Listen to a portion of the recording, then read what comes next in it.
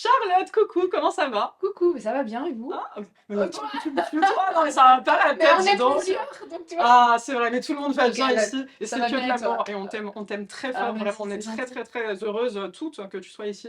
Moi, ça va super parce que t'es là, voilà, tout simplement. Ah bah incroyable.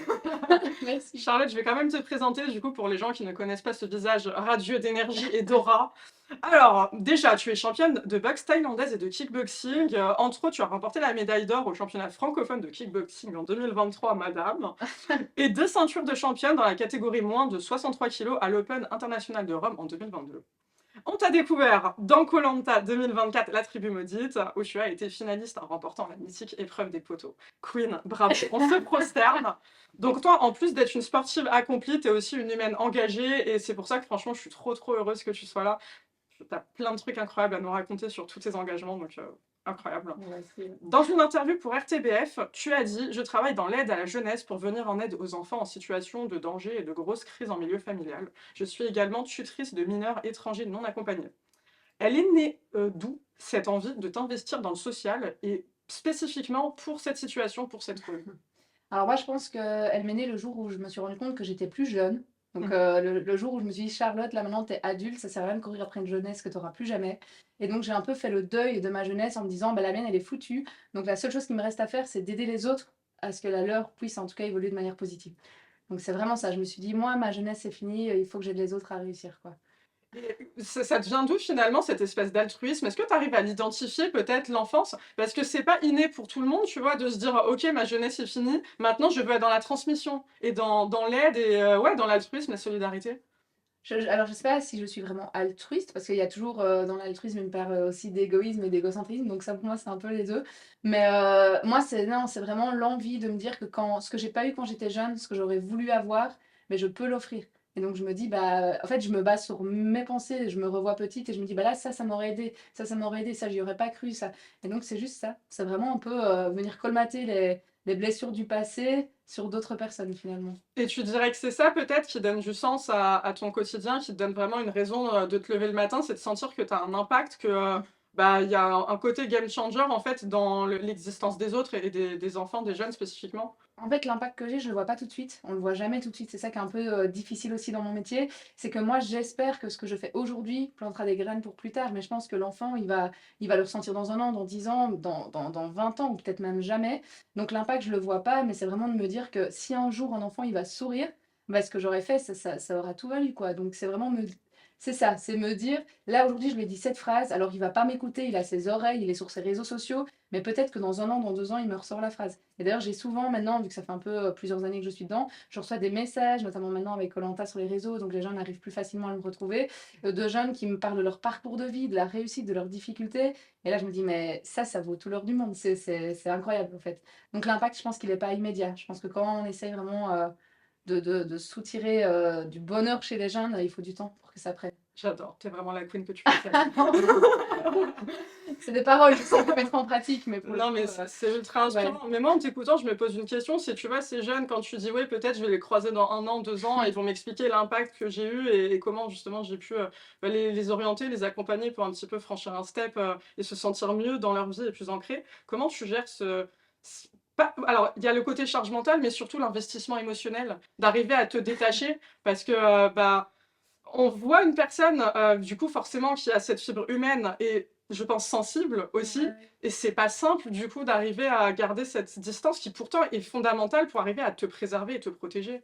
Ah mais je pense que dans l'aide à la jeunesse, c'est vraiment les deux pôles qui sont très compliqués. C'est le côté professionnel et le côté bah, émotion, et on reste des êtres humains. Moi, c'est quelque chose qu'on me reprochait beaucoup au début de mon boulot, parce que je pense que je suis vraiment, c'est dur à l'assumer, mais je suis très hypersensible, un peu comme tout le monde, mais voilà. Mais après, mon hypersensibilité, mon empathie, c'est ça qui fait ce que je suis avec les jeunes, et c'est ça qui me permet vraiment de, je vais pas dire m'identifier à eux, parce que le transfert, c'est jamais positif, mais en tout cas de les aider au mieux que je peux. Mais en fait, au début, on me disait oui, mais t'es trop dans le lien, c'est trop difficile. Il y avait beaucoup de mes réunions où je pleurais. Genre vraiment, je me mettais à pleurer devant mes collègues. Et au début, j'en étais gênée. Mais en fait, c'est qui je suis. Je pleure. Ça me touche, ça me touche. Enfin, tant pis. Et en fait, j'étais pas d'accord de me dire que ça rendait mon travail moins performant. Parce qu'en fait, le fait de pleurer, que ce soit en audience, parce qu'un enfant a une histoire qui me touche, eh ben, en fait, je peux pas le refouler. Si moi, j'essaye de dire aux jeunes, tu peux pas refouler tes émotions, il faut les extérioriser, et que moi-même, je me mets à les refouler, ben, c'est compliqué. Après, je me perds, hein, mais c'est parce qu'il y a aussi l'image que je peux pas comparer ma souffrance à leur souffrance. Donc il y a aussi des situations où je vais pas me mettre à pleurer devant eux. Donc devant l'enfant, je reste professionnelle parce qu'à un moment donné, c'est lui qui vit la souffrance, c'est pas moi. Mais devant les professionnels et devant mes collègues, je trouve que c'est important d'exprimer. Et en fait, à un moment donné, quand je suis revenue notamment de mon aventure sur l'île, c'était très difficile pour moi de me replonger dans le boulot. Et là, j'ai senti que je mettais justement des grandes barrières. Donc j'étais beaucoup moins dans l'émotion, j'étais beaucoup moins dans le lien. Et c'est marrant parce que j'ai une collègue qui m'a dit: «Ah mais tu travailles de mieux en mieux», enfin, qui en fait disait que c'était devenu beaucoup plus positif, que j'avais une distance relationnelle avec le jeune et qu'en fait, je pense que dans le métier, c'est ce qu'on veut pour être professionnel, pour savoir être cadrant. Et moi, en fait, je suis pas du tout d'accord. Je trouve que je travaille beaucoup moins bien. Maintenant, ça va mieux, hein. Je pense qu'il fallait le temps que ça revienne. Je travaille beaucoup moins bien quand je suis pas dans le lien à 100% avec le jeune, quand je suis pas dans l'émotion. C'est super dur pour moi parce que il y a plein de jours, je rentre chez moi, je pleure et je suis pas bien. Mais en fait, c'est là où j'ai la boxe. Donc, ou le sport, en tout cas, souvent on me dit: mais t'es malade, tu fais plein de sport, enfin, ça relève d'une maladie, enfin, c'est pas normal, c'est excessif, tu caches quelque chose, c'est des traumas. Alors que moi, j'utilise le sport pour me penser, enfin, pour vraiment me soigner. Donc, pour moi, si j'avais pas le sport, je serais pas été les jeunes. Donc, en fait, moi, j'utilise le sport comme dérivé pour extérioriser tout ce qu'ils ont de mal, quoi. Mais alors, c'est quoi le sport justement pour toi? C'est que tu es quelqu'un qui a beaucoup, beaucoup d'énergie et du coup, c'est pour expulser cette énergie? C'est au contraire, bah, d'ailleurs, ça peut Ouais. aller ensemble, c'est toutes les émotions que tu absorbes qui sortent à travers le sport? C'est quoi plutôt énergie, émotion, les 2? Moi, je pense que pour moi, le sport, déjà, c'est un exécutoire. Un exécutoire, oui, ça se dit. Donc, Exutoire. exutoire, Mais pardon. allez, on valide tout. Ouais. T'as tous les droits ici. Je pense On que. invente des mots pour toi. Vas-y, ne le mets pas ça. Si, si. Exutoire. Putain, je vais y arriver. Exutoire. Mais Exutoire. t'inquiète, t'inquiète. Donc pour moi, le sport, je pense que c'est un exutoire, vraiment, parce que c'est vraiment une manière à moi de gérer mes émotions. En fait, si je fais pas de sport pendant 2 3 jours, et je préviens, hein, souvent je dis là, fais gaffe, j'ai pas été courir aujourd'hui, ça va pas aller, mais je sens que je suis beaucoup plus émotive, je suis beaucoup plus sensible, je suis très à fleur de peau, et donc c'est vraiment, je crois que mon être a choisi et a trouvé en fait son médicament. Genre moi, on me dit que c'est une maladie de faire autant de sport, moi je dis non, moi c'est mon médicament en fait, pour me gérer, parce que si je fais pas de sport, bah là, je pourrais pleurer. Là, vous me posez une question, je suis en train je sais pas, j'ai vraiment Un besoin. un besoin, en fait, de faire ça. Et puis aussi, c'est, forcément, en termes de ce que ça libère. Donc ça, c'est pour chez tout le monde. Ça libère des hormones et je pense que la sensation que j'ai en revenant d'une course à pied ou en revenant de l'entraînement, elle est incomparable. Donc je me sens bien aussi, donc c'est tout en même temps. Mais tu parles du sport comme vraiment quelque chose qui est hyper présent dans ta vie pour qu'on comprenne mieux, ça représente quoi en termes de temps? Alors, ça représentait avant du coup, 20 heures par semaine, enfin 15 à 20 heures par semaine, de sport. Là maintenant, je dirais malheureusement suite à mon engagement, sur cette île avec les réseaux sociaux et tout, je me perds un peu pour le moment dans ma vie. Là, je pense que je suis à 10 heures par semaine, un truc comme ça. Ça va du coup? J'aspire vraiment à faire plus, à faire mieux, mais je pense que là, j'accepte parce que je me dis, j'ai ma stabilité de vie qui doit reprendre, il y a plein de choses qui se remettent en place, je récupère mes mardis soirs que j'avais pas avant, donc ça va revenir quoi. Je pense que là, je vais retrouver un équilibre, mais je me sens beaucoup mieux quand je fais plus de sport. Tout à l'heure, tu as dit un truc de ouf, parmi tout ce que tu as dit, parce que tout est un truc de ouf. Tu as dit qu'en fait, quand tu es revenu de koh tes collègues ont remarqué que tu avais une espèce de distance en plus qui Ouais. fait que tu étais plus performante dans ton travail. En tout cas, ils l'ont compris comme ça. Tu l'expliques comment? Est-ce que toi, déjà, c'est la vision? Est-ce que tu te voyais comme ça? Ou ça t'a étonné qu'on te dise ça? Et qu'est-ce qui s'est passé à koh pour générer ça chez toi? En fait, non, mais c'est sûr que quand je suis revenue et que j'ai dû reprendre le boulot, ça a été super difficile parce qu'au-delà de reprendre toutes les interactions sociales, de la vie, enfin forcément, donc on a un téléphone, il y a plein de choses qui se Les repassent réseaux qu'on sociaux? n'avait plus, ouais, mais au-delà des réseaux, un appel téléphonique, on toque à une porte, enfin quelqu'un qui tu croises quelqu'un dans la rue qui te fait un sourire, enfin tout ça, c'était déjà compliqué pour moi.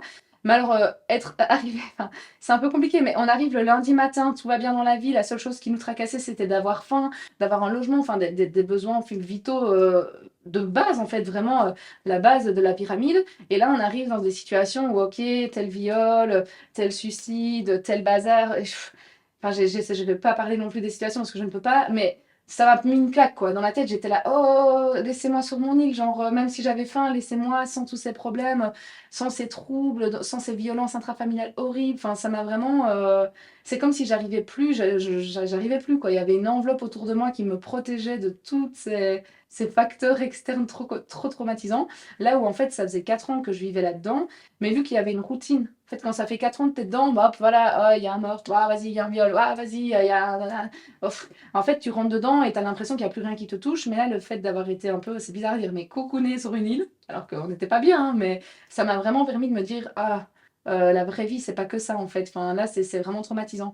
Et donc, je pense que je me suis retrouvée, comme au tout début de ma carrière professionnelle, à devoir me protéger vraiment des jeunes, en fait. Et donc, je me retrouvais face à des jeunes qui me parlaient d'un truc atroce de vie qu'avant, j'aurais vraiment été dans l'empathie. Et là, c'est comme si j'étais en mode, ok, oui, pas de souci, je notais, mais ça rentrait plus, en fait. Et tu sens que du coup, tu arrives finalement à être plus lucide, c'est ça, dans ton travail? Parce que peut-être que quand tu es un peu, entre guillemets, obstrué par tes émotions, tu es trop dans l'émotionnel et tu perds peut-être des éléments qui pourraient mieux t'aider à orienter les jeunes. Bah, ça, c'est ce que le professionnel voudrait, mais moi, je suis Ouais. pas d'accord avec ça. Moi, je pense que quand je suis dans l'émotion avec le jeune, il le ressent. Pour moi, un échange interactionnel, c'est vraiment, le jeune, il va sentir que je m'en fous. Et d'ailleurs, je pense que les jeunes que j'ai eus, post koh notamment, je pense que j'ai beaucoup moins de lien avec eux. Je le ressens, je le vois, je l'ai senti que c'était peut-être que c'est des 2 côtés, mais en même temps, moi qui suis dans l'émotion, alors, franchement, ça m'est arrivé, hein, vraiment de pleurer. Je suis devant le jeune, c'est compliqué, mais au moins le jeune, il voit que son histoire, elle a un sens pour quelqu'un, qu'il y a quelqu'un qui est vraiment touché.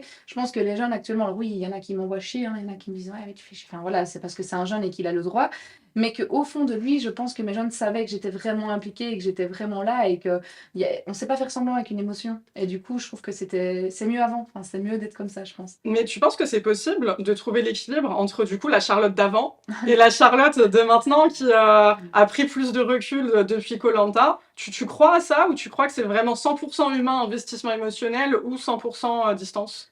Moi, le jour où je serai plus 100% émotionnelle, j'arrêterai mon boulot. Genre, je veux alors, en fait, le problème, il est où? Est-ce qu'il est dans le fait que je mets 100% d'émotion dans mon implication avec mes jeunes? Ou est-ce qu'il est dans le fait enfin, si je mets trop d'implication, c'est moi que ça touche, finalement. À partir du moment où ça aide le jeune, à partir du moment où le jeune, finalement, il y a pas de retombées négatives, il va bien, ce jeune, il est pas en train de se dire, enfin, parce que là, je vous parle comme ça, mais devant le jeune, je suis quand même stoïque. Devant le jeune, je suis quand même professionnelle. Le jeune, je vais l'engueuler parce qu'il a fait une bêtise. Au fond de mon cœur, je suis là, oh bébé, mais je vais pas lui dire oh bébé. Donc en fait, j'arrive quand même, j'ai l'impression d'avoir une certaine posture devant eux et c'est ça qui est le plus important. Après, que moi ça me touche, ça me regarde moi. C'est moi qui me gère, c'est moi qui vais au sport après, c'est moi qui travaille avec ça. Donc si moi j'estime qu'il n'y a pas de problème avec ça, je vois pas pourquoi est-ce qu'on devrait m'apprendre à être quelqu'un d'autre. Donc pour moi, je veux rester comme ça. Il n'y a pas de. Hyper fort, J'ai humain. pas envie en fait de changer ça. Là, quand je suis revenue de koh j'ai pas aimé la Charlotte que j'étais au boulot, quoi. J'aimais pas du tout. Et du coup, tu penses que tu es en voie de la retrouver ou...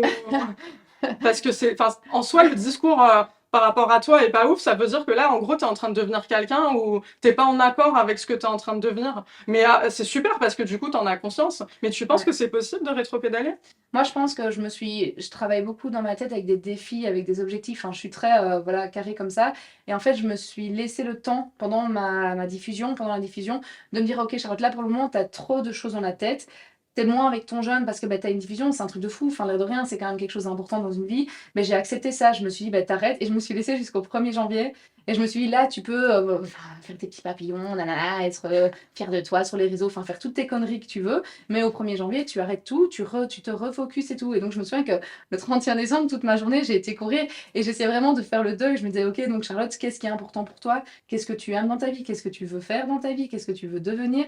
Et vraiment remettre tout en place et me dire, ben ça, qu'est-ce que ça m'a apporté? Un peu cette, je veux dire, à petite échelle, notoriété, mais vraiment à petite échelle. Mais qu'est-ce que ça t'a apporté? Qu'est-ce que tu veux en faire, pas en faire? Et j'ai vraiment fait un listing et je me suis dit, mais non, moi, ma vie, ce qui me rend heureuse aujourd'hui, c'est un sourire d'un enfant. C'est pas avoir 100 000 followers, c'est pas avoir des réseaux sociaux, c'est pas tout ça. Et donc, je sais que là où je veux travailler, c'est la jeunesse. Donc, je me refocus là-dessus. Et 1er janvier, bah là, on y est. Je reprends officiellement lundi, là. Et ça va revenir, je le sais. C'est juste qu'il fallait accepter, je pense, cette parenthèse de vie. Mais c'est hyper intéressant. Donc en fait, si je résume, tu penses que c'est une question de choix et de conditionnement, de prise de conscience, de dire je n'aime pas la personne que je suis devenue, ou en tout cas, elle correspond moins à ce vers quoi j'ai envie d'aller. Donc je décide d'être quelqu'un d'autre. En plus, c'est super parce que tu es confiante. Tu dis je sais que ça va revenir. Mais enfin, tu penses que c'est vraiment une question de volonté, outre peut-être des choses à mettre en place ou quoi que ce soit? Je pense que c'est une question de la façon dont je travaillais. Genre vraiment être à l'écoute. En fait, j'étais plus capable d'écouter l'autre parce que j'étais trop obstruée par mes émotions à moi, mon écoute personnelle, mon vécu quotidien. Enfin, en fait, je me suis vraiment mise dans mon aventure et dans ce que je vivais. Et donc, enfin, forcément, à un moment, on a des récepteurs, j'en ai pas 10 000, je savais pas donner à l'autre ce que j'arrivais déjà à me donner, pas à me donner moi-même. Mais je pense que c'est aussi une des premières fois de ma vie où j'ai accepté ça, de me dire, là, toi, Charlotte, tu vis une émotion trop forte. Là, toi, Charlotte, c'est trop pour toi. enfin, pas tant pis pour le jeune, parce que, enfin, je veux dire, j'ai pas eu de soucis au boulot quand même. Et là, ce que je vous dis, on m'a dit que je travaillais mieux, donc vraiment, c'est deux murs différents. Mais je me suis dit, non, là, c'est toi qui passes avant. Et avant, quand je rentrais du boulot, j'avais mes dossiers, je continuais, je réfléchissais, je regardais sur Internet, ouais, mais il y a peut-être telle pathologie. Enfin, je me prenais trop la tête en mode, il y a un truc qui va pas. Ben là, je rentrais, je regardais comme ça, quoi. Ça n'a aucun sens, mais tant pis. Enfin, en fait, je me suis dit, Charlotte, aujourd'hui, ta vie, c'est ça, et accepte-le, quoi. Mais donc, c'est pas redevenir quelqu'un d'autre, c'est redevenir ce qui me rend vraiment profondément heureuse, en fait. Enfin, Mais j'étais heureuse avant, et voilà. Mais c'est ça en fait ce que je trouve ouf chez toi, et j'ai grave de respect pour ça, c'est qu'en fait, il y a plein de gens qui sont carriéristes. Bon après, l'association c'est autre chose, hein. On fait pas de l'associatif pour se dire qu'on va gagner Ouais, ras non. la thune ou quoi, mais au final, dans le monde du travail, je pense qu'il y a beaucoup de gens par ego justement qui s'arrêteraient à ouais Charlotte, t'es vachement plus productive, et du coup tu pourrais te dire ah trop bien, j'ai trouvé la formule magique, je m'arrête là, ça veut dire que les gens sont contents, reconnaissance, etc. Et toi, non. Tu veux vraiment aller vers je me trouve moi-même, je suis heureuse et je suis fière de qui je suis. Et ça fait écho de fou à ton parcours finalement dans koh où tu aurais pu prendre 50 chemins. On y viendra. Bon, tu sais quoi, on va y venir maintenant. Non, mais je fais un parallèle avec par exemple la course d'orientation où tu aurais pu bah, la perdre parce que tu as choisi de faire les choses dans l'ordre comme toi. Comme exactement ce dont tu parles maintenant, comme toi, t'en étais fier en fait. Ouais. Alors qu'au final, tu aurais pu performer et gagner beaucoup plus vite.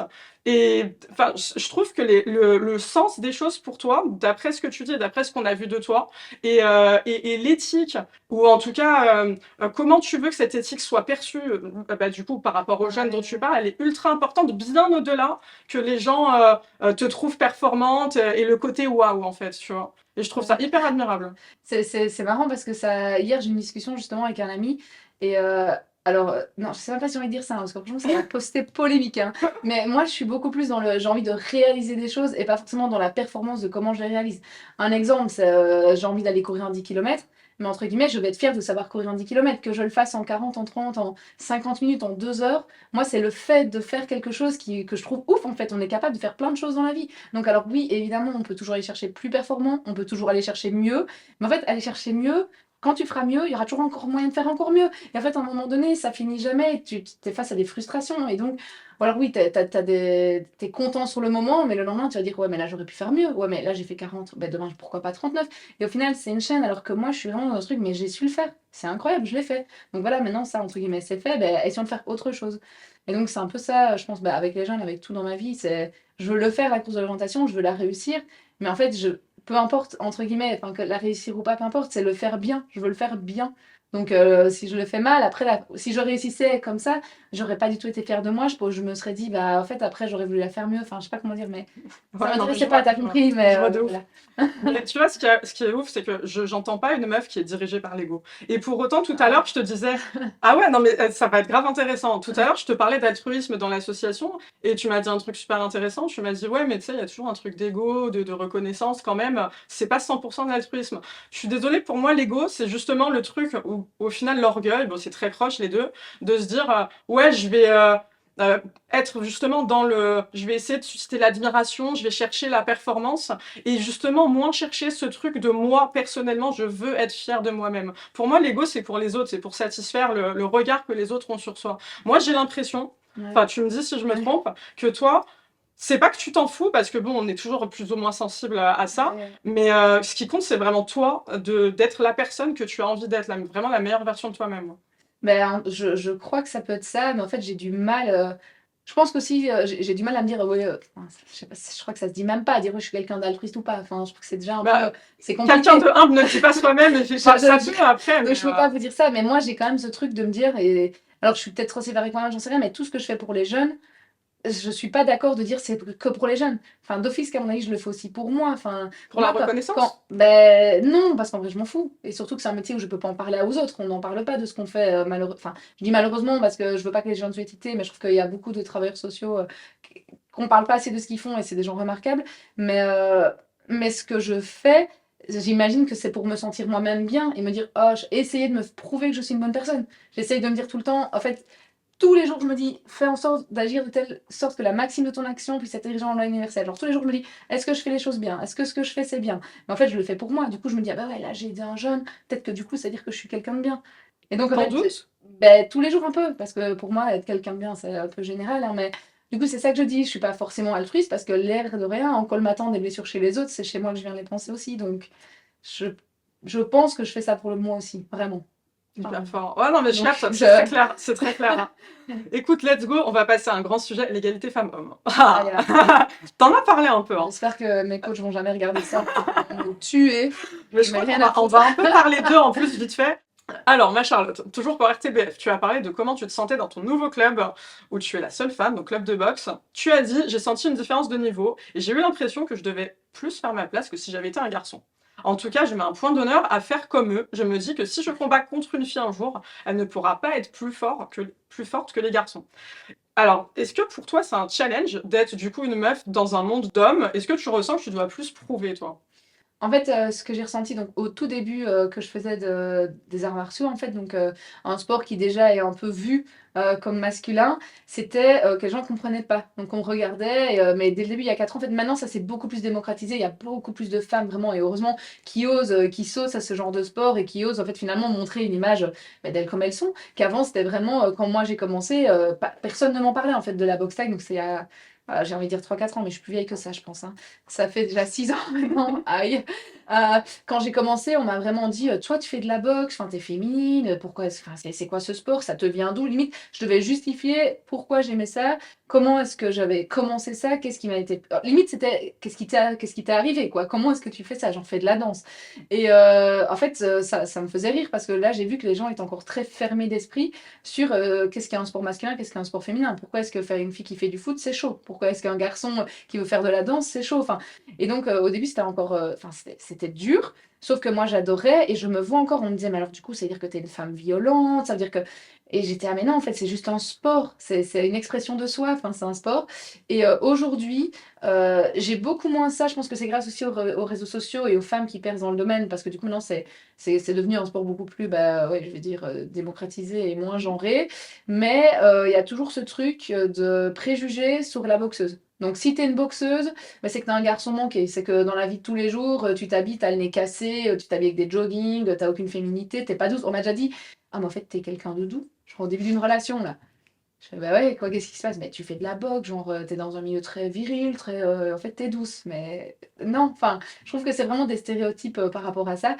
Et pour les autres hommes, de la salle de boxe, en fait, quand t'es une femme, bah alors, tu pas te faire mal, quoi. Quand t'es une femme en sparring, il y a les 2. Il y a ceux qui font très attention à toi, qui te prennent comme, vraiment une petite poupée à protéger parce que, ouais, mais c'est une femme, donc tu vas doucement, quoi. Les coachs qui disent: «C'est une femme, tu c'est déjà là, bah non, en fait, frappe». Et puis il y a les hommes que du coup, vu que t'es une femme, ils vont doucement au début. Et puis bah, moi, j'arrivais, je me défends. Et en fait, se faire prendre un coup par une femme, alors on sent que là, ils brillent complètement. Et là, ils y mettent vraiment leur puissance maximum et ils essayent de te faire mal, quoi. Non, mais ça, je l'ai vu plein de fois en sparring. Parce qu'au fait, je pense, alors ça, c'est moi qui le pense, ça reste une hypothèse et peut-être que ça n'a rien à voir, qu'ils se disent, ben non, je vais doucement avec elle, mais elle me fait mal. Donc en fait, non, je peux pas me faire frapper par une fille, ça va pas du tout. Genre, je vais la défoncer, la fille. Mais sauf qu'un homme, je parle même en termes de musculature, en termes de puissance, en termes de taille, ben, souvent ils sont plus grands que moi, ils sont plus lourds que moi, ils sont plus grands. Mais oui, tu me fais mal, oui, tu me défonces, en fait, c'est normal. Le nombre de fois où j'ai déjà arrêté un sparring en me disant, en fait, stop, qu'est-ce que tu cherches? Enfin, alors il me dit, ouais, mais toi t'es à fond. Mais je vais à fond parce que je fais 25 kilos de moins que toi. Donc si je vais pas à fond, moi je vais pas te faire de mal. Mais en fait, moi j'ai vraiment ce truc avec les hommes en sparring, c'est qu'ils ont quelque chose à se prouver. Quand t'es gentil et nul, en fait, limite, on sent que c'est bien, ils te poupounent un peu, ils sont là, on va aller doucement. Et puis dès que tu commences à vouloir. Ah là, ça a plu. Là, t'as touché leur masculinité, genre, t'as touché à quelque chose qu'il faut pas, quoi. Mais il y en a qui sont pas comme ça. Et heureusement, ou alors il y en a beaucoup, malheureusement, il y a des sparring où je connais l'apôtre et où soit le coach me disait lui-même, n'y va pas, enfin, ça sert à rien, soit je vais doucement, quoi, moi-même. Et je me dis, allez, Charlotte, vas-y, laisse-le gagner. Aïe, oui, ça fait trop mal. C'est une dinguerie, hein. Tout Ouais, ce que j'entends, c'est une dinguerie, ça, j'ai hein. déjà eu ça. Mais après, encore une Vraiment. fois, ils sont pas tous à mettre dans le même panier Oui, non, mais du bien tout, sûr. Mais bon, ouais, vraiment. Mais je c'est pense pour que c'est la ça. différence qu'en sparring avec une fille, et c'est ça la richesse, c'est qu'il n'y a pas du tout ça. En sparring avec une fille, alors je veux pas être dans l'autre sens, hein, je vais pas être pro-femme non plus, parce qu'il y a des hommes qui font ça très bien. J'ai jamais ressenti ça. Avec une fille, en fait, on se le dit à l'avant. On va fort, on va pas fort, on s'ajuste en fait toutes les deux à la puissance de nos coups, et c'est plus de la, enfin, de la bienveillance. Après, il y a de l'ego. sparring avec une fille, forcément, hein, des fois on s'attaque et ça fait mal et c'est dur aussi. Mais les hommes, c'est plus. Moi, je vois une question d'ego, quoi. Oui, oui, À l'ego, 100%, l'orgueil, quoi. ouais, Vraiment, clairement. ouais. Écoute, le machisme peut te faire perdre de très beaux jours devant eux Mais parce qu'en plus, encore. c'est leur sport. J'en reviens dans leur domaine. Ben non, C'est. Non! tu vois, Ah, dans ben. leur tête, ouais, j'ai capté. C'est ça qui est Ouais, fou. Il y a trop de c'est. choses à déconstruire, en fait, dans cette histoire. Tout ce que tu as dit, c'est d'assimiler l'apparence, la féminité au Ouais, ouais, sport, c'est sûr. d'assimiler l'agressivité, la violence. Il y a trop de choses qui vont pas, en fait. Ouais, ouais, ouais, clairement. Après, je pense à d'autres sports où ça peut être relativement la même chose, j'en sais rien. Bah, Mais le foot, tu l'as très bien dit, bah le oui, foot, complètement, hein. ouais, mais moi, en fait, ce qu'il y a, c'est qu'il y a des femmes qui venaient à la boxe, donc dans mon ancien club, je les vois tout le temps en habit de boxeuse. On se voit qu'en training, il y a un habit de boxeuse, mais après, quand je les vois dans la vraie vie, je suis là, waouh, elle est magnifique cette fille, et ça me choque pas, je trouve ça justement tellement plus beau, cet aspect de dire, parce que moi, j'ai aussi cette image, alors je suis tout le temps, des fois, je me dis, je suis un peu, pas bipolaire, mais j'ai plein de personnalités. Moi, je suis la fille, je peux parfois faire des efforts, être bien sapée, à me maquiller, à prendre soin de moi et tout. Le lendemain, tu vas me voir, je suis en training toute la journée, même toute la semaine, pas maquillée, les cheveux pas lavés, j'en ai rien à foutre. 2 semaines après, je vais être en sport tout le temps. Et en fait, ça fait partie de moi, je m'en fous. Enfin, tu peux me voir avec des talons. Puis, et en fait, c'est un peu pour ça la boxe aussi. Tu peux me voir en boxe et je suis très heureuse dans cette carapace-là. Tu peux me voir au boulot, je suis très heureuse comme ça. Enfin, et les gens, ça les choque. En fait, parce qu'on est boxeuse, on doit. C'est tellement ce besoin de mettre les gens dans des cases, dans des Ah, catégories, dans des mais ça étiquettes, rassure, je pense. ça rassure Ouais, ouais. complètement. Ouais, Ça donne l'impression de gérer l'autre. Ça donne l'impression de gérer l'identité de l'autre. Elle, c'est une boxeuse. ouais, c'est ça, C'est pas c'est Charlotte, c'est ça. une boxeuse. Ouais, Ah, ok. bah, il y a plein de choses qui leur échappent, les pauvres. Le jour où ils vont le comprendre, ils vont bégayer, ça va être compliqué, hein. Ouais. Je vais Toi, t'es mourir. bizarre. Ouais, non, je Non, suis mais pas bizarre, je suis juste humaine, mais ouais. le dossier est gros, les pions du gouvernement. Ma Charlotte, on va parler de ton objectif de vie. Et là, je te fais peur, du coup. Non, Alors, t'inquiète, t'inquiète. alors, pour conclure ton interview avec RTBF, parce qu'elle a une fin quand même, cette merveilleuse interview. Ouais. Elle Tu était l'as très regardé? riche, hein. Je pense qu'il n'y a pas Ouais, beaucoup de gens qui franchement. vont regarder jusqu'au bout, hein. Attends, on est journaliste de qualité supérieure ici quand même, on reçoit une queen, on travaille. C'est Alors, bien. t'as dit, je n'ai pas de rêve en tant que tel, je veux juste être heureuse et utiliser mes 24 heures à bon escient. Ah ouais. Dès que tu m'as dit ton objectif de T'as vie, je fais reconnu. t'inquiète, je sais. Mais c'est quoi pour toi, bah, tu nous diras avec grand plaisir c'est quoi l'objectif de vie, mais c'est quoi pour toi du coup utiliser 24 heures à bon escient? Bon, ça va ensemble, après tu me diras. En fait, moi, j'ai un petit trauma avec le temps qui passe. Je travaille là-dessus. On entend la J'ai conscience. j'ai beaucoup de choses que j'ai envie de faire dans ma vie. Alors, ça fait 29 ans et qu'on me dit non, mais t'as trop de trucs, ça n'ira pas, il faut que tu te calmes, profite. Oui, ça va, ça passe encore maintenant, donc je les emmerde. Mais Il faut toujours regarder les gens qui essayent de démotiver, ouais, c'est vraiment. la bonne technique. Et en fait, j'ai plein de choses que je rêve de faire dans ma vie qui n'ont aucun rapport. Mais en fait, je trouve que la vie, elle est tellement magnifique. Il y a plein de choses qu'on peut faire. On est humain, je suis en bonne santé. Enfin, j'ai beaucoup de chance aussi.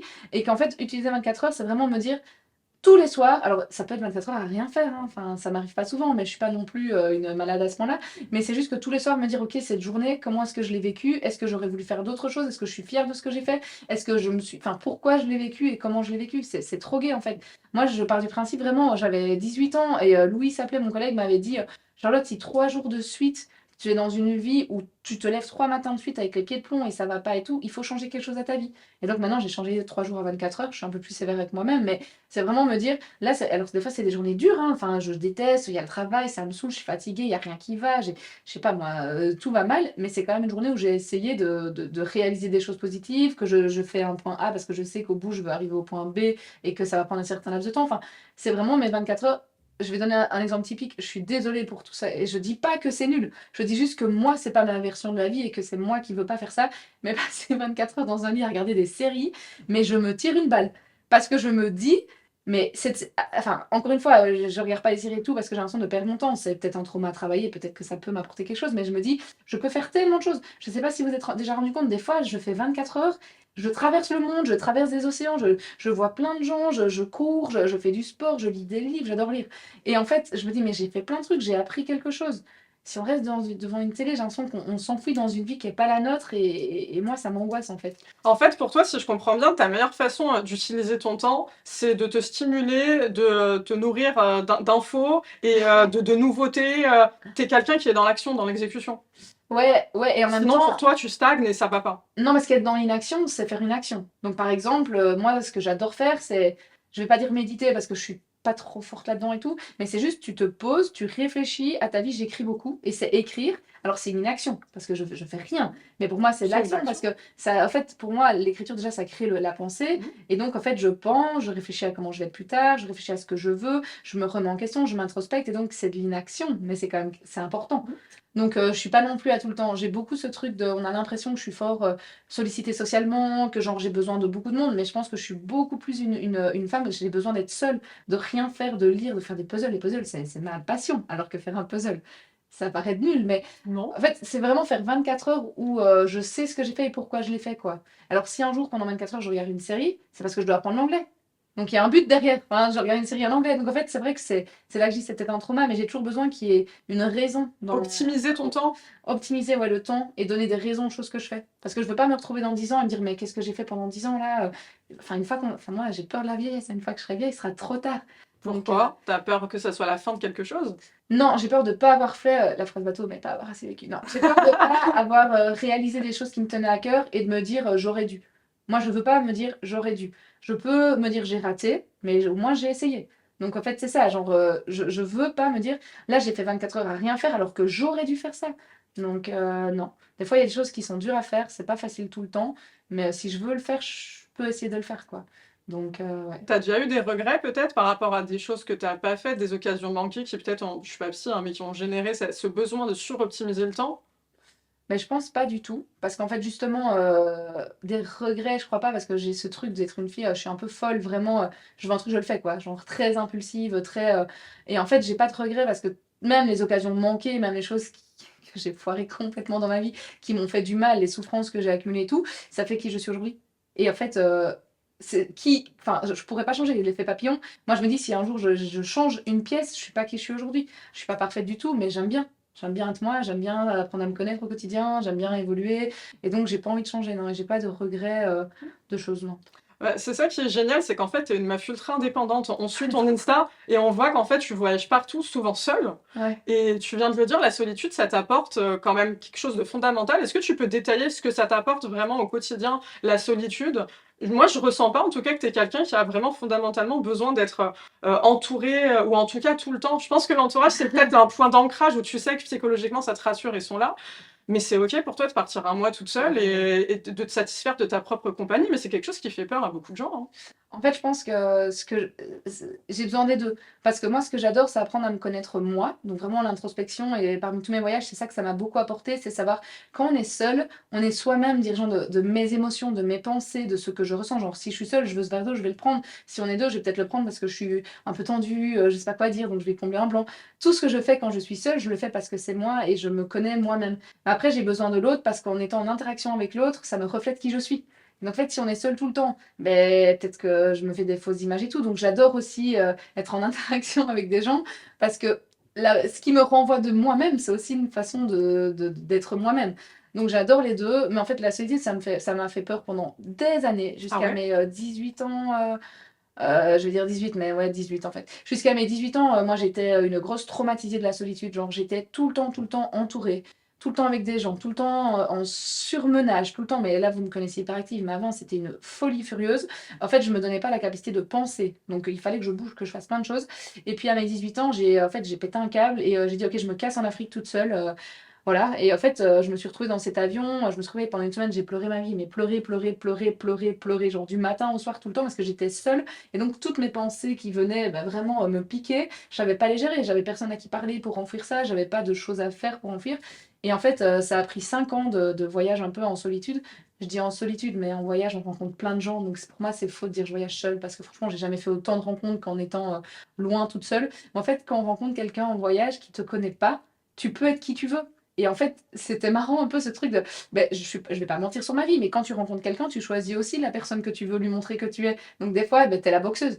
Des fois, ben, enfin, t'es celle qui travaille dans le social. Des fois, t'es, je sais pas, moi, une sportive. Et en fait, tu te crées des identités qui sont toutes relatives à toi, mais je jouais un peu de, ah, ben, comment est-ce que les gens vont me percevoir, et c'était que des réalités de moi-même, et je me suis rendu compte que je pouvais être plein de personnes en même temps. Donc ça, c'était super intéressant. Et du coup, j'avais besoin de la solitude pour consolider tout ça. Genre consolider les pensées, consolider, me dire, cette personne, elle m'a dit ça, qu'est-ce que ça vient me toucher, qu'est-ce que... En fait, j'adore, quand je vais te parler avec toi, là, je suis tellement sensible qu'il y a peut-être des phrases, tu t'en rends même pas compte, je vais les garder en moi pendant une semaine et je vais avoir besoin de réfléchir, de noter, de me dire qu'est-ce qui m'a fait et tout. Mais si j'ai pas ce moment de solitude, je pète un câble. Genre, j'explose en fait. Je sens que j'ai besoin d'organiser mon cerveau, de me dire ben là ça m'a touché, pourquoi ça m'a touché, qu'est-ce que ça vient faire, pourquoi mon émotion elle est vive, pourquoi, enfin voilà. Et donc je trouve que la solitude ça vient combiné avec l'interaction sociale, ça fait un super bon mix pour moi, quoi. Ben, c'est ça en fait, c'est qu'en fait je trouve que c'est passionnant. On est tous contradictions et on est tous ambivalence. À fond. Et en l'occurrence, toi, tu es quelqu'un qui est à fond dans le partage et dans la transmission. Ton travail, de toute façon, c'est que ça, c'est du partage Ouais. d'émotions, de l'entraide, etc. Mais pour autant, tu sais très bien être toi, toute seule. Et mais le partage, du coup, il est différent, il est autrement. C'est à travers les rencontres, c'est peut-être, tu gardes tout ce que tu vis dans un coin de ta tête, tu sais que quand tu rentres, tu vas le partager à ceux que t'aimes et tout. Quand je C'est rentre, passionnant. Quand mais tu rentres ah de oui, voyage, ouais, ouais, ouais. Je sais pas. En tout cas, j'essaie de. Enfin, il y a toujours le partage sur les réseaux sociaux, oui aussi, mais bah oui, oui. ça n'équivaut jamais finalement à ce qu'on vit. Et même le partage à ceux que j'aime, je sais pas trop non plus parce que pour moi, il y a des émotions qu'on sait pas. On ne sait pas partager. Il y a des choses qu'on vit, on ne sait pas. Donc, je sais pas trop si je partage. Je ne sais pas. Trop de questions. Ouais. Questions existentielles. On va parler de gratitude parce que je sais que c'est un sujet à toi qui te tient vachement à cœur. Alors, quand on va sur ton Insta, dans tes stories à la une, toutes les miniatures, c'est un visuel avec écrit merci la vie. Eh, attends, on travaille quand même. Là, je vois. On vérifie tout, on surveille tout. Donc, est-ce que toi, tu as toujours été cette personne qui est très finalement dans la psychologie positive ou est-ce qu'il y a peut-être des événements dans ta vie qui t'ont amené vers ça, vers ce mindset-là? Non, quand j'étais petite, j'étais très fâchée. J'en voulais au monde entier. Je regardais les autres jeunes et j'étais jalouse, j'étais en colère. Je disais pourquoi elles ont ça et pas moi. Enfin, j'étais vraiment dans une dynamique de colère. Euh, et du coup, j'avais l'impression que la vie m'en voulait, quoi. J'étais là, en fait, qu'est-ce que j'ai fait pour mériter ça? Pourquoi le karma? Enfin, justement, j'en voulais à la vie de dire que, ben, on pourra encore dire, il y a des injustices qui font que, franchement, t'as des gens, ils vivent heureux, ils naissent heureux, tout va bien, et puis t'en as d'autres, il faut se battre, enfin voilà. Donc pendant des années, je peux pas vous dire que j'étais en mode merci la vie, j'étais vraiment en colère. Et je pense que c'est durant ce voyage de mes 18 à 23 ans, justement, que je me suis rendu compte que, en fait, c'était soit je continuais ma vie tout le temps à en vouloir et à me dire, bah, c'est pas juste, moi j'ai eu ça comme enfance, eux, elles ont eu ça, elles ont grandi comme ça, et moi pas, c'est dégueulasse. Et puis, au fait, quoi? Ça vient, en fait, nourrir en moi de la colère, de la haine, des émotions négatives, et ça m'apporte rien. Enfin, ça apporte rien, ça fait faner tout ce que je touchais. Ou alors je me dis, bah, en fait, j'en fais une force. Et en fait, c'est trop bien. Et en fait, j'ai de la chance. Parce que actuellement, Enfin, j'adore me dire qu'il y a beaucoup de jeunes que je rencontre, les problématiques qu'ils ont vécues, je les ai vécues.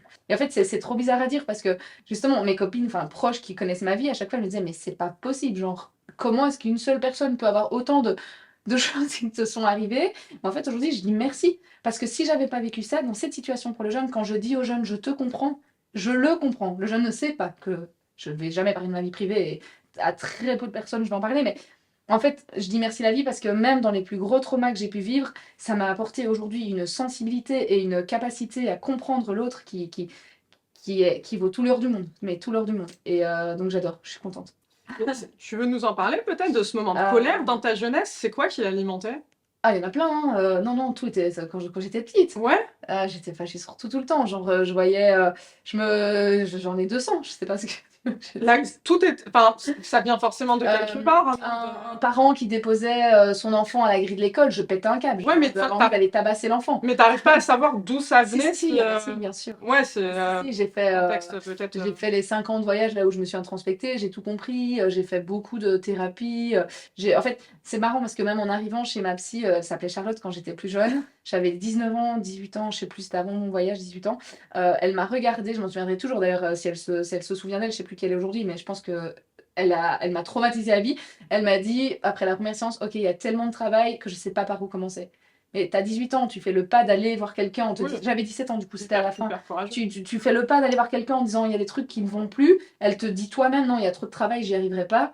Tu te dis mais meuf, enfin Ouais, moi c'est aujourd'hui en tant que thérapie, j'ai trouvé ça horrible. ouais, bah, Du coup ben, j'ai fait ce chemin par moi-même, par les voyages et puis beaucoup plus tard j'ai été voir quelqu'un qui elle m'a dit bah, en fait t'as toutes tes réponses, tu sais.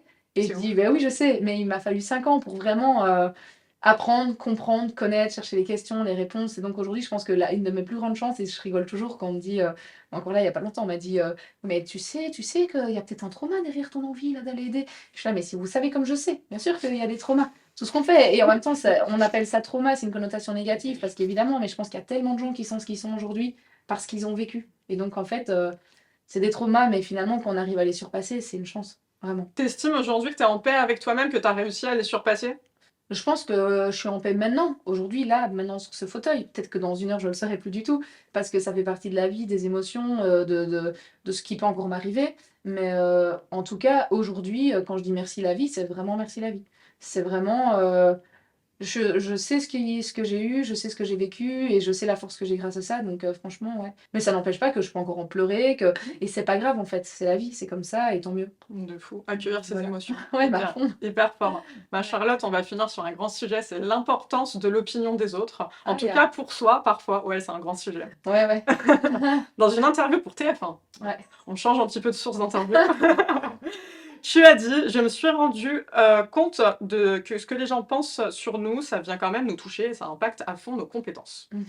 Tu fais allusion donc à koh et à ton capitaine qui t'a laissé penser que tu étais quelqu'un de faible et qui n'y arriverait pas sur les épreuves. Ça t'a complètement déstabilisé finalement dans ta confiance en toi.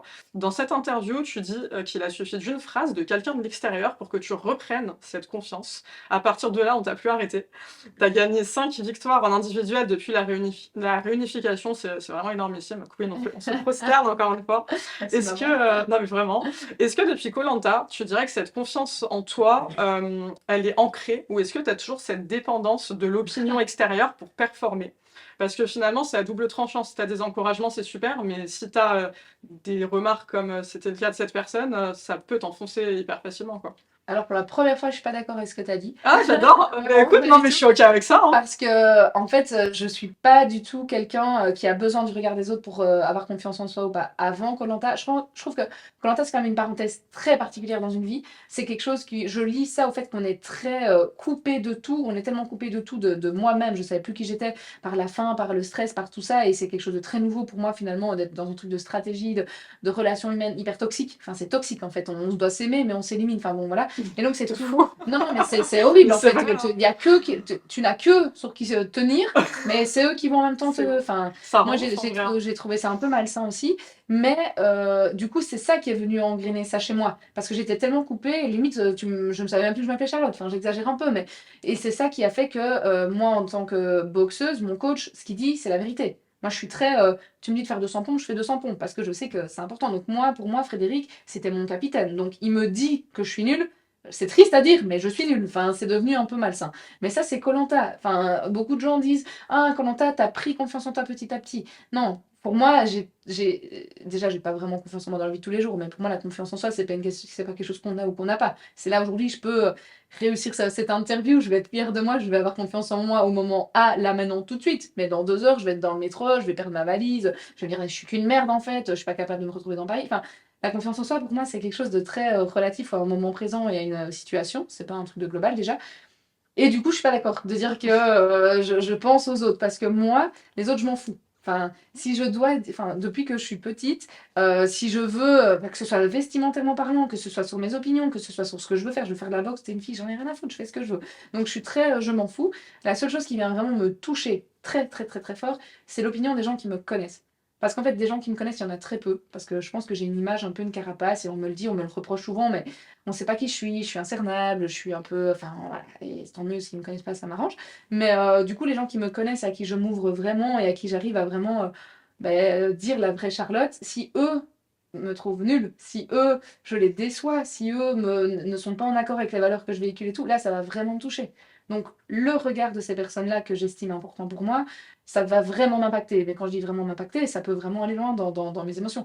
Par contre, quelqu'un que je ne connais pas, mais du tout, qui vient m'insulter sur les réseaux sociaux parce qu'il a vu un truc à la télé qui n'est même pas moi, ah bah alors là, j'en ai rien à faire. Mais ça, et ça, je pense en dehors de l'île, ça viendra jamais me toucher.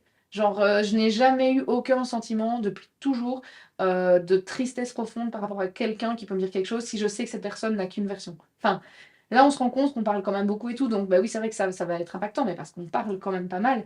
Mais fondamentalement, pour moi, quand je vous dis une phrase, s'il n'y a pas un mais derrière ou si je ne m'y tire pas, enfin, je sais pas comment dire, mais comme je t'ai dit Ah, tout même à l'heure, j'ai capté, tu ouais, vois, ouais, de fou, c'est on en a vraiment ça parlé en pas mal fait. en off, bien sûr. Ça m'intéresse pas. Et pour moi, les gens qui sont dans la critique, bah, il y a des critiques positives et négatives, mais alors il faut parler. enfin, échangeons et voyons qu'est-ce qui se passe. Mais Oui, oui, si des gens, comme on se le disait en off, choisissent de se faire une opinion de toi parce qu'ils ont lu un post, la première phrase, le milieu, la fin, c'est ça, ça les concerne, ça traduit une certaine petitesse d'esprit. Toi, tu sais qui t'es, effectivement, et exactement. tu le dis très très bien. C'est vraiment l'opinion des gens qui sont autour de nous et qui nous connaissent qui a de la Ça, c'est valeur. toujours Les autres, ils ne nous connaissent pas, ils croient nous connaître, ils ont une interprétation de nous, mais c'est pas nous. c'est sûr. Donc, et nous, ce qui compte, c'est que nous, on sache ça. Ouais, Et de surtout pas se justifier, c'est la pire chose à faire, je pense, sur les réseaux, quoi. Tu perds ton temps et ton énergie, et de toute façon, tu seras toujours le fou, la folle de l'histoire. toujours. Et ils auront raison parce que ce qu'ils ont lu, c'est juste ou pas juste. Enfin, et en fait, Ils cherchent de c'est l'attention. ça, ouais. Mais du coup, c'était très dur pour moi avec koh parce que c'est des gens avec qui j'ai passé beaucoup de temps. Et donc, moi qui suis dans l'empathie 100%, qui suis vraiment dans le relationnel, me dire que des gens, après, ils votent contre moi. La première fois que j'ai vu mon nom, en fait, j'étais tellement pas dans le jeu, j'étais encore dans l'humain, je n'ai pas compris. Ça m'a, mais...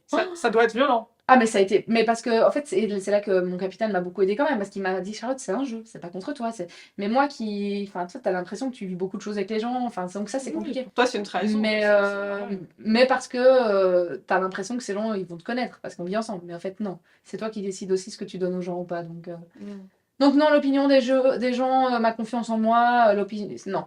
L'opinion des gens que j'aime et qui sont importants pour moi, oui, vraiment. Mais j'adore, on finit sur des notes de fou. Vraiment la queen que tu penses être. Charlotte, merci beaucoup, c'était un moment incroyable. T'as kiffé? Ouais, j'ai kiffé surtout qu'il y a à manger là. Ouais, bah franchement, vas-y, ça C'est bon. je kiffe. Merci pour ce moment, Mais de c'était rien. incroyable, hyper riche, hyper inspirant. C'est vraiment un cadeau que tu fais aux personnes qui vont regarder cette interview. C'est J'espère, je sais pas. hyper puissant, hyper intense, mais moi je te le dis, et je pense que l'Assemblée est d'accord. On a un petit public aujourd'hui. Ok, c'est cool. Qui te kiffe, je te dis que de l'amour. Ah, mais c'est Ça gentil. s'appelle Check le média. Si ça te va, on se fait un check de fin. Allez, ah, mais Ah, comme ça, comme tu veux, moi je m'adapte. c'est comme ça. Salut, merci en tout cas. Merci à toi.